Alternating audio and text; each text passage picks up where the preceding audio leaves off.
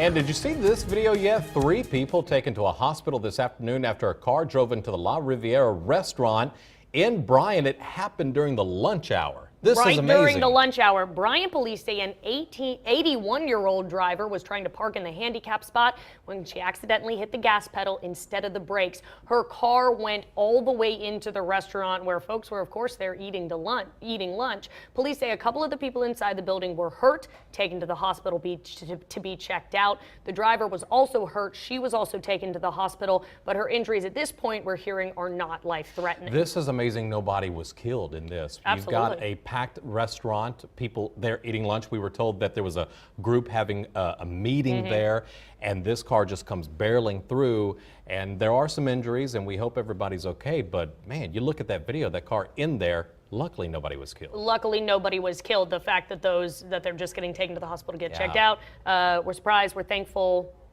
Crazy video out of that. Absolutely. We'll have more on that here throughout the day. Hey, huge political news. Marco Rubio now leading a USA Today poll for the GOP side of the presidential campaign. In all the other polls, it's still Donald Trump and Ben Carson that are at the top. Sure, but huge for Marco Rubio. This is what he's wanted, of course. Meanwhile, everyone else still just struggling to figure out how to move forward with future debates. Greg Boswell has the latest from Washington. Donald Trump released his new book Tuesday morning, and if you ask him, it's great. My book is very hard-hitting. It says it like it is. And based on what Simon & Schuster just told me, it's selling like hotcakes. The book may end up being a bestseller, but some voters are having buyer's remorse. Trump now trails Dr. Ben Carson in the latest national poll. I think people are looking for some truth, some honesty, integrity, and I believe that that's something that hopefully that I offer to them. Unity in the Republican ranks may be at a low as the 15 different campaigns struggle with how to set up debate formats they can all agree on. I had 2 questions in 3 hours in the last debate. Aides from nearly every campaign met at a suburban D.C. hotel, and what emerged was a letter of questions and demands for TV networks airing future debates. But Donald Trump was the first to pull out, saying he'll negotiate his own deal. He was soon followed by John Kasich, Carly Fiorina, and Chris Christie. Their disagreements became comedic fuel for the Democrats. If you can't handle those guys, then I don't think the Chinese and the Russians are going to be too worried about you. The next GOP debate is 1 week from tonight.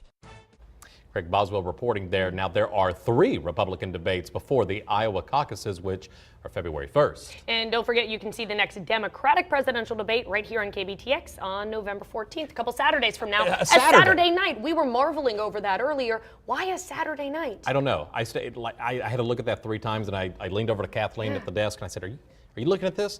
So the Democratic debate is on a Saturday, but it's here on KBTX, so tune in and watch. A reason to stay home on your Saturday night. Grab some popcorn and buckle up. All right.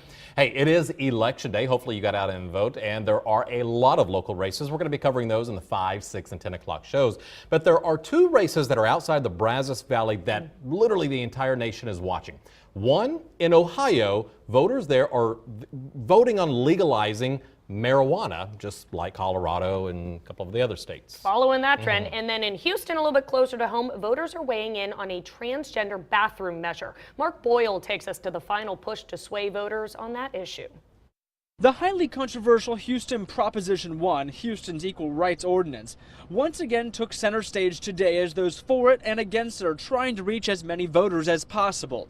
This morning, a group of faith leaders spoke about why they think Prop 1 should pass and how it will impact everyone.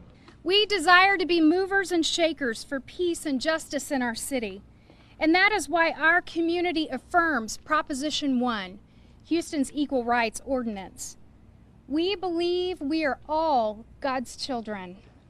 We believe in treating everyone fairly and equally under the law. But on the other side, there are plenty of people speaking out against the Equal Rights Ordinance, including Campaign for Houston. Jared Woodfill is the spokesperson for the group. It's an 8,000 word document. It's over 28 pages. And they try to hide from the scary truth that's found in those 8,000 words, those 28 pages, that it allows biological males, including registered sex offenders, to go into female restrooms, locker rooms, and showers, all under the protection of law.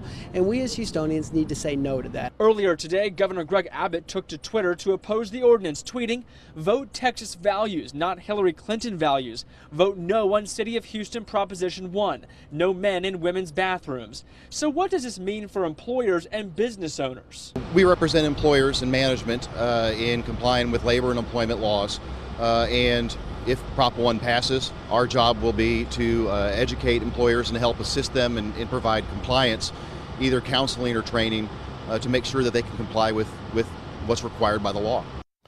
Mark Boyle reporting there, and this has gotten a lot of attention. In fact, they had Sally Field who came in, and she's been a voice for the group that's been pushing for She's this all to about it, pass. yep. So interesting to watch, and I know it's Houston, but there are a lot of eyes on that to see how that plays out. Well, this isn't the first city to look at this, No, and you're not right, the you're first right. city who might potentially pass this.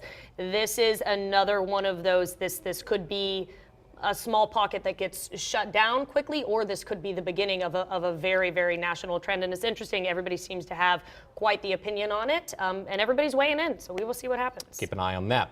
6 passengers kicked off of a Spirit Airlines plane in Los Angeles on Monday night say that the flight attendant discriminated against them. The travelers said they were singled out and booted off the aircraft because they're black. Witnesses told reporters that the passengers were removed from Flight 868 after a white flight attendant accused a member of the group of being a threat. Apparently, it all started in confusion over a seat, which the travelers claimed was double booked.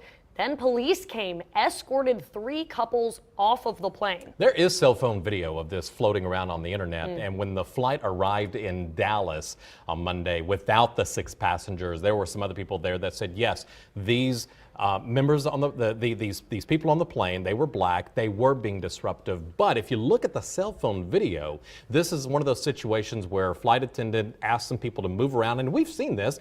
Yeah, everybody sees this. Every single flight. You have somebody maybe saying, hey, can I sit here? Can we switch seats? And that's what was being asked. But the people who were asked to move didn't want to move. The flight attendant said that they were being unruly. They happened to be blacks, and they felt that they were being targeted and being asked to move. And when they didn't want to move, they were labeled as disruptive. Sure. And so no comment yet from Spirit Airlines on that, but that's another one. I'll be curious to see if they speak out and if they defend that The decision. cell phone or video, I mean, it's not like they were going crazy or anything like that. I don't know. They just said they didn't want to move. Yeah, so interesting there. Well, one quick update before we go to break. We want to give you an update on the video that we showed you yesterday of a California man beating his Uber driver. This was all caught on camera. Thankfully, the Uber driver was, he had some cell phone video of this. Take a look at this. This is the guy beating the Uber driver. The passenger was drunk. And after this video went viral, the passenger was quickly identified by police. He was arrested. Turns out he is a marketing manager for Taco Bell. Taco Bell fired him. Fired Said, him. You're out. They did offer some anger management help. Interesting. And I think that's a good move. That's a good move. That was quite the attack right there. I can't imagine how that could possibly be warranted. The driver, of course, had pepper spray on him, reached back, pepper sprayed the Thankfully. guy. What else would he do? I don't know, besides that. jump That's out of the brutal. car. Anyway, that driver has said he is done with Uber. He just started driving for them in July, but after this instance, I can't blame him. Can't blame him. He said, I'm done. Guess he'll be going back to some other work. All right. We're going to have a lot more, including a look at the forecast. We've got Treat of the Day coming up. A lot more right after this.